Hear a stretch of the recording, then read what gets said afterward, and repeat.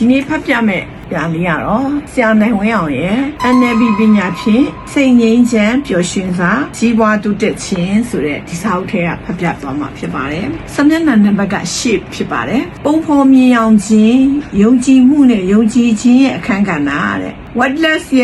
Wordless ရဲ့ချိကပ်မှုဟာတဲ့အဓိကအရေးပါတဲ့အရာတစ်ခုမှာသူ့ရဲ့ချစ်ကပ်မှုပါပေါ့နော်အဓိကအရေးပါတဲ့အရာတစ်ခုကတော့ပုံဖော်မြင်အောင်ခြင်းလို့ခေါ်တဲ့ visualization ဖြစ်ပါတယ်တဲ့အဲ့ဒါနဲ့နောက်တစ်ခုကယုံကြည်မှုပေါ့နော်ယုံကြည်မှုရဲ့စွမ်းအားတွေဖြစ်ပါတယ်တဲ့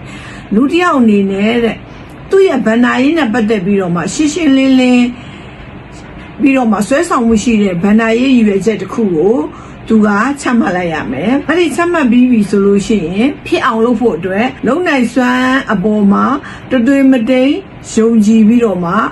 အဲ့ဒီယုံကြည်မှုနဲ့တွဲဖက်ပြီးတော့မှ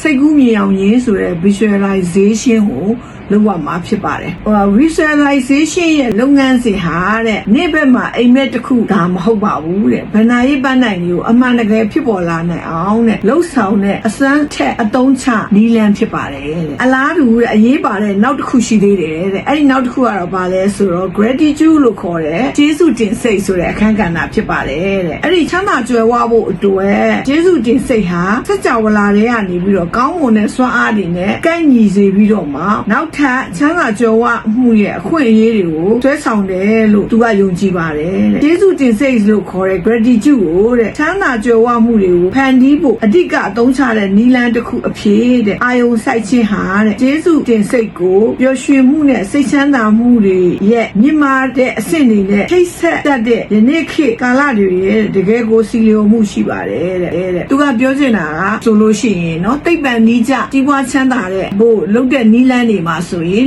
ပုံဖော်မြင်အောင်ခြင်းဟာသူကအရေးကြီးတဲ့အခန်းကဏ္ဍဖြစ်တယ်တဲ့ပထမဆုံးကိုယ့်ရဲ့ဗန္ဒာရေးရွယ်ချက်ကိုရှင်းလင်းပြသပြီးတော့မှစိတ်ဝင်စားစရာကောင်းတဲ့ရှင်းလင်းပြသမှုကိုသူကချရမယ်အဲ့ဒီချပြီးသွားလို့ဆိုလို့ရှိရင် visualization လို့ခေါ်တဲ့စိတ်ကူးမြင်အောင်ခြင်းနဲ့အဲ့ဒီတကယ်ရလိမ့်မယ်လို့ယုံကြည်ခြင်းပေါ့နော်အဲ့ဒီနှစ်ခုနဲ့သူကတသွေးမတိန်ဆောင်ရွက်လိုက်မယ်ဆိုလို့ရှိရင်တဲ့အဲ့ဒီဗန္ဒာရေးပန်းနိုင်ဟာအကောင့်ထဲပေါ်လာမှာဖြစ်ပါတယ်တဲ့အလားတူနောက်ထပ်တစ်ခုရှိသေးတယ်တဲ့အဲ့ဒါကတော့ဘာလဲဆိုတော့ကျေးဇူးတည်တတ်ခြင်းလို့ခေါ်တဲ့ gratitude ဖြစ်ပါတယ်တဲ့အခုဒီလောက်ရမယ့်အချက်က